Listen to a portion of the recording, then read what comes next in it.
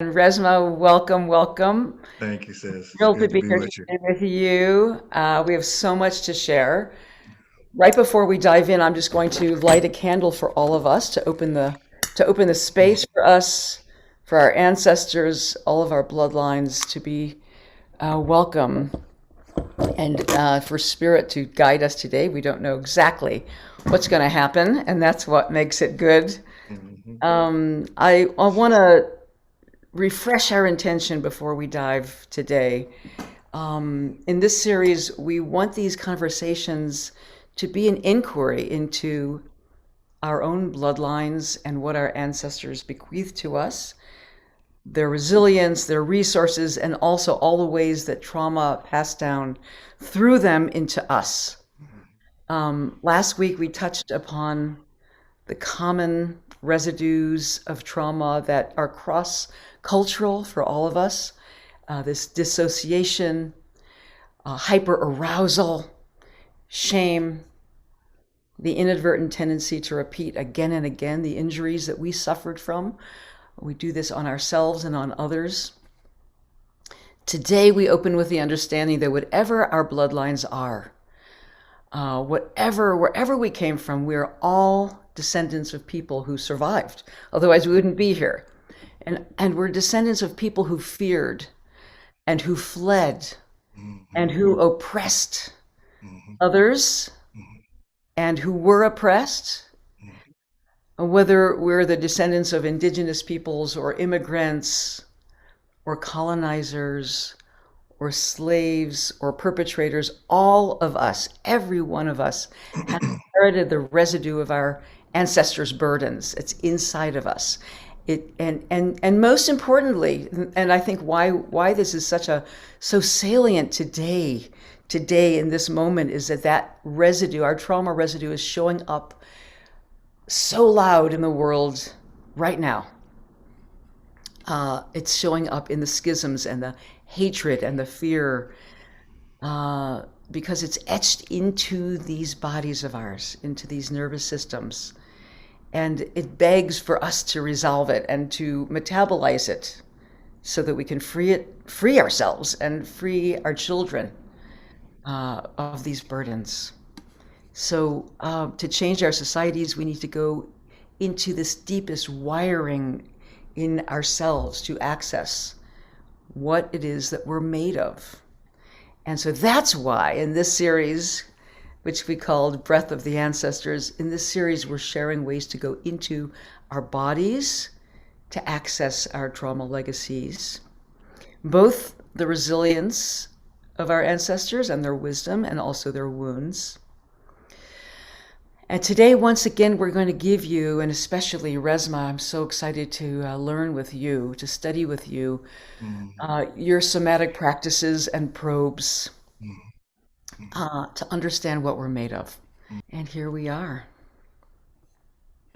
Here we are. Hey, here we are. We are. You are a black man, Hmm. and I am a Jewish woman Yep. in white skin. Hmm. And Hmm. I say that because it's distinct from Jews of color who have a Hmm. very different experience than European Jews, than Hmm. Ashkenazi Jews. Hmm. Hmm. Your people have endured, God knows, centuries of oppression and persecution and trauma to this very day. Hmm. My people have endured centuries of persecution and trauma historically, Hmm. and we both know this very intimately. But I guess I want to say before I turn this over to you, for decades in this country, many of my people, I'll speak for myself, I've been living under the illusion that because I am housed in this white body, I am safe. Hmm. Hmm. And everything has begun to crumble, has begun to change. And I think I'm not the only one. For many Jews in this country, this magical thinking has shattered. Hmm. Hmm. Hmm. Hmm. Uh, I think for me, it started shattering shockingly in 2017, watching an army of Hmm. torch-bearing neo-Nazis Hmm. marching through Charlottesville. It continued to break and shatter and shock me Mhm. and all of us in Mhm. 2018 when Mhm. there was a massacre of my people in Pittsburgh. Absolutely. And all through 2019 and 2020, more and more hatred breaking to the surface in Jersey City and San Diego, Brooklyn. Mhm. Mhm. And Mhm. I think we began to taste the unsafety that you live with all the time. Mhm. Your people live with all the time Mhm. in a world where what we call white body supremacy Mhm. is the standard in the land. Mhm. Is the Mhm. it's the assumed Mhm. standard. Right. It's what is Mhm. this tacit kind of agreement that we all Mhm. have. So let me ask you, I just want to say all of that and say, how are you doing in this Mhm. moment in history with the seeming end of an incredibly hate-filled 4 years, Mhm. with COVID raging? Where are you Mhm. sitting? Where are you sitting? First off, I just want to say thank you all for allowing me to come and spend some time with you. I want to acknowledge um, that my feet are on unceded indigenous land, and something happened and continues to happen to indigenous people all across the world, and so I always want to acknowledge that. Um, and I want to acknowledge Sister Diane Jackson. It's good to see your face, sis. I also want to say that we're it's funny because me and you've been talking back and forth. We're developing a relationship with each other, and we've been kind of vibing and asking each other questions and going and kind of digging down deep into this thing. And one of the things that's been happening for me, but besides dealing with kind of like this global kind of geopathic grief, um, this weight. Everybody is experiencing this kind of weightedness now, right? It's like all of the things that we used to do, all of the yoga we used to do don't quite work the way that it used to. All of the all of the zenning we used to do don't quite work the way that it used to do. All right. It's just like it's not assuaging this kind of energy, this charge, right? And that's because many times we keep trying to handle individual grief, individual weight, individual geopathic energy. We keep trying to work with it individually when in actuality, what has happened to us communally. Mm, And so the weight is in that the strategy that you're employing is actually inadequate to deal with the level of weight that is now. We are creation. Human beings are part of creation. So when something happens to creation, um, we experience it too, unless we've developed ways to settle it down and dissociate, mm, right? right, But sometimes when the energy gets to be too much in the larger global field, in the larger fractal, what happens is that because we have not developed an embodied language, when that stuff starts popping, we don't know what to do, right?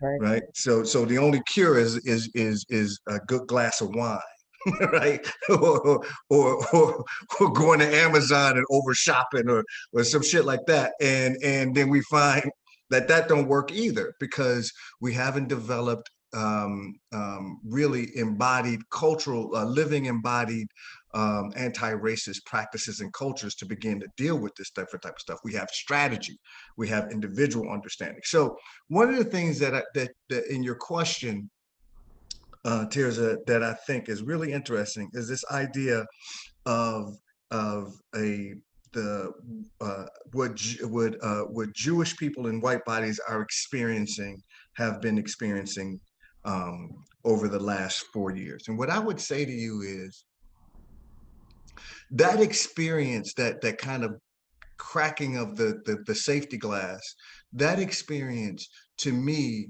So when people say to me, wow, this is happening over the last 4 years. The thing that happens in my body is like, what the fuck are you talking about? Like, Right. like, like Right. the last 4 years.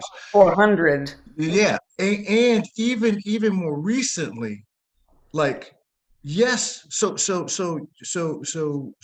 yes, we have this president that is going to have to be removed from office because he's not going to go, right?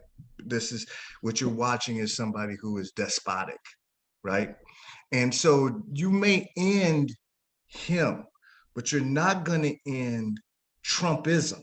71 million people voted for putting babies in cages. Just hold that for a minute. 71 people voted for disparaging veterans. 71 million people voted for Jews will not replace us.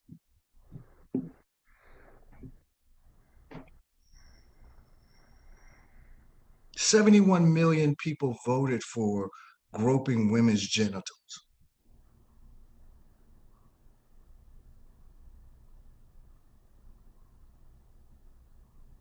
Before Trump came in, there was a concerted effort to block any progress with regard to women's rights in the Senate, with regard to judges, with regard to, I mean, this is not new with Trump. Trump is the personification of white body supremacy. Take him out and put the word white body supremacy in, and you got the same operational pieces. And so for me, this idea of shock that many white bodies experience right now is something that is going to have to be corralled, and there's going to have to be a culture created. So the practices that need to occur, so we actually transform, right, can begin to happen. Not strategy, not putting Black Lives Matter signs on your yard, not being online and making sure that those bad white people find out that you're not going to take it anymore, right? None of that. This is going to involve actual culture building. I'm talking structurally. I'm talking philosophically. I'm not talking intrinsically. I'm not talking innately. We're not talking about that. I'm talking about structurally. There's a particular point in time where the white body was rendered human and everything else was a deviation from the standard of humanness. That's what's in your gut when we start to begin to talk about race. That's the charge. That's why most white people don't want to talk about race specifically. We love one, we keep one that we love doing the intersectionality piece in order to take some of the heat, some of the charge, some of the speed out of race. But when you start to focus specifically on race, that charge starts to show up, which is why you need to build a container.